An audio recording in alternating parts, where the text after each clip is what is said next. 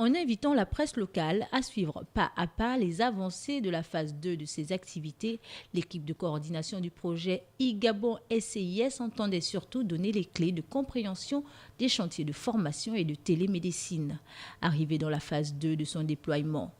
Après son lancement en août dernier dans 6 structures hospitalières de Libreville, 8 mois après, le projet est effectif. En zone rurale, il était désormais possible pour les femmes enceintes d'effectuer des échographies sur place sans avoir à se déplacer. C'est en gros un gain de temps, un gain d'argent et c'est également une réduction de risques. Ils étaient près d'une trentaine de journalistes au fait des avancées du projet financé par la Banque mondiale et conduit par le ministère gabonais de la Santé. Pour sa phase de départ, le projet voudrait que pour les femmes enceintes, la télééchographie soit gratuite.